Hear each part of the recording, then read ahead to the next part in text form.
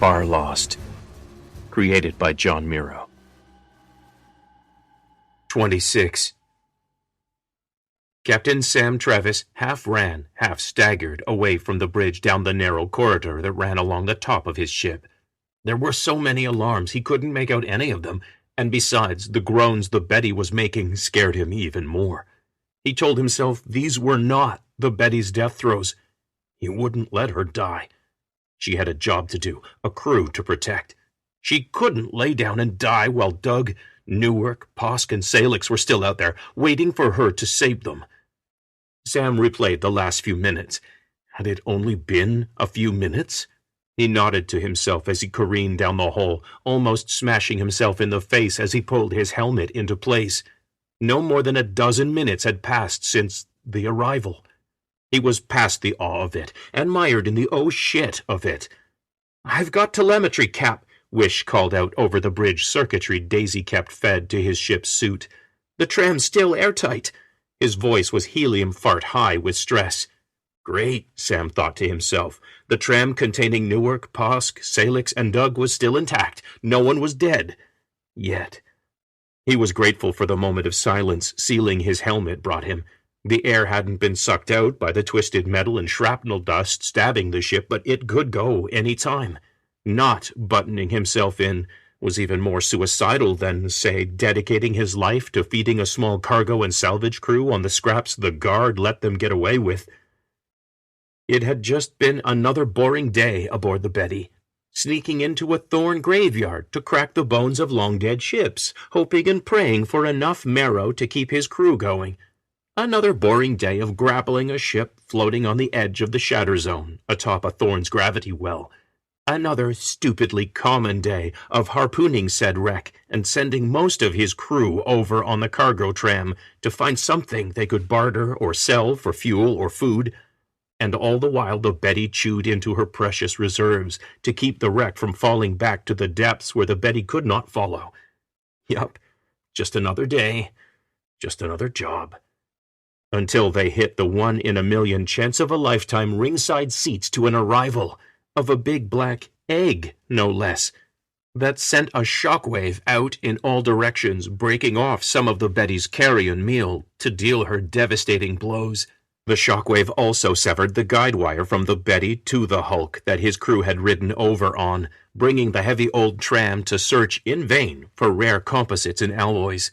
Luckily, the tram caught the brunt of the wave, while the wreck itself afforded the Betty some protection from it. The tram, still in one piece, sure, had been thrown over 100 clicks away, and counting, taking most of his crew with it.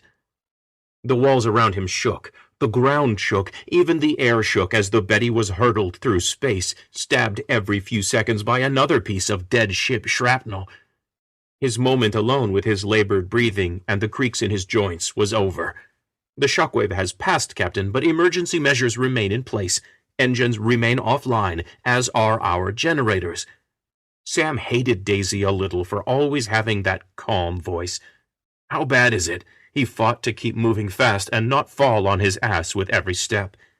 There has been damage to the Betty's neural nodes. I'm working to patch around it, but can't yet tally the damage. No crew has been badly injured, although at their current rate of acceleration, the tram will carry them beyond the range of the comm systems within 31 minutes. Sam ran faster. A section of ceiling panel tore loose right above him, raining sparks and wires and metal down. Sam got his hands up in time, but he went down hard. He shook it off and got to his knees, grunting with the effort of folding the long metal panel over on itself. Once he had his knees braced, he could let loose with his cybernetic hand without ripping it from his less strong flesh and bone shoulder. He roared. The metal crumpled satisfyingly beneath his hands. Then he was on his feet, running again. He was halfway to the back of the ship, to engineering, and Ben, whom Daisy hadn't been able to raise on comms since the arrival.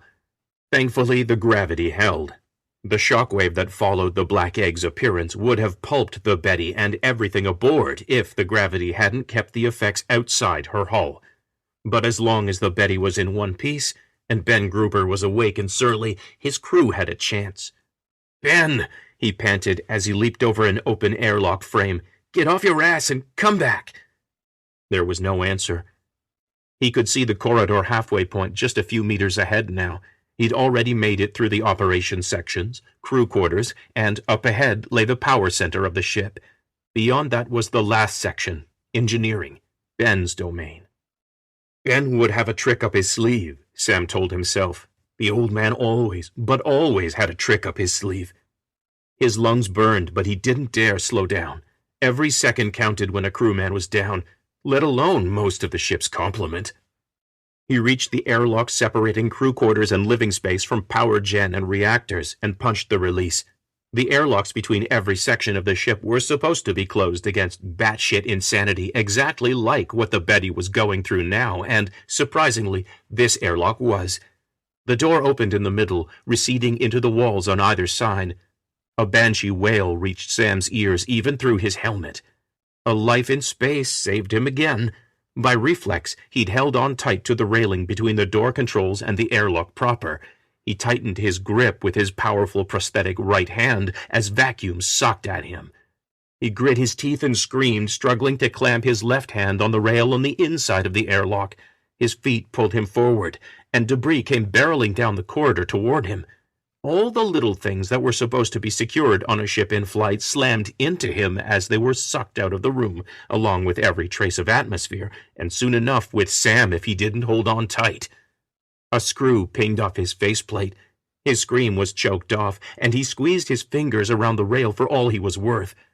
A teacup, a baseball bat, rivulets of something wet all hit him as they raced out into the vacuum of space, courtesy of some hole the Betty's and Daisy's extra efforts hadn't yet been able to patch. Then it was the ceiling panel's turn. A jagged corner slammed into the airlock, right where his right hand was clamped. He knew that metal was being pulled out with more than enough force to sever his artificial right hand clean off. Luckily, it hit the airlock control panel instead. Seconds later, Sam was screaming again as his right hand came free, still wrapped around the airlock railing, now ripped free by the ceiling panel. The force of the escaping atmosphere was beginning to lessen, but it still spun him around and slammed him into the wall on the far side of the airlock. Air and sense was knocked out of him. His head spun again, and he focused his will on not letting go with his left hand. He shook his head to clear it, and looked down the long hall toward engineering. Or, at least, he looked where the hall used to be.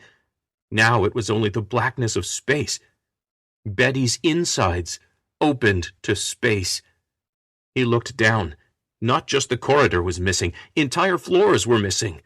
Far below, sparks lit up the blackness where the Betty's reactors used to be. Stars spun crazily through the missing walls in this part of the Betty. "Jesus," he whispered, surprised and annoyed and scared, as he always was when the carpenter came out of his mouth. The pull of wind against him was soon gone, along with every loose thing and molecule of atmosphere inside that section of the Betty. He found another handhold for his right and gathered his feet on the frame of the airlock. Sam was having trouble planting his feet. It took him longer than it should to realize that in this open-air part of the ship, gravity wasn't being imitated anymore. "Captain," Wish squealed in his ear, "watch out when you get to the bulkhead to power gen. There's vacuum on the other side of the lock." Sam laughed. It took the edge off his terror. "I figured that out already, Wish. Listen, keep talking to the crew, get as much data as you can, and track them with redundant sensors. If we lose visual, we can't trust Daisy's systems to find them again in time." Wish gasped and popped in the affirmative, and the line clicked dead again. The quiet time was fine with Sam. He took stock of what lay ahead. To his right, the exterior skin of his ship was still in place. To the left, above and below, was just gone, as if some giant-sized can opener had come along and hacked the side of the Betty off. Peering far ahead, he could see the blue and white lights around the bulkhead airlock into the Betty's last section. It was intact. He could work with this. "Daisy, the bulkheads did their job.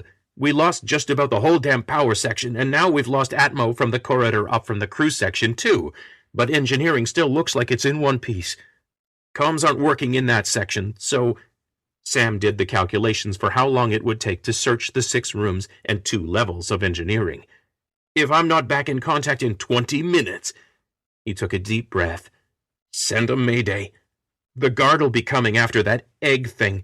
We might have collected enough information to warrant their saving the crew. I am not pleased at that prospect, Captain, but will comply. Sam grinned. There's not much pleasing me right now either. Don't get your leaves in a bunch, Daisy. I'll be back. Sam released his grip and kicked off. It was just over 60 meters. He'd walked and counted it off before. To ignore Ben's rants, or whatever bill he didn't know how to pay next.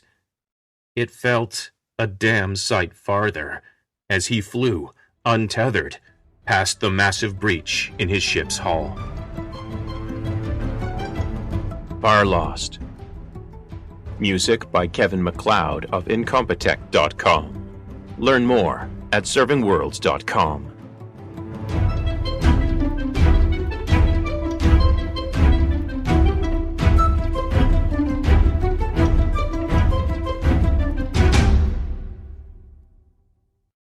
Hi, this is John Miro.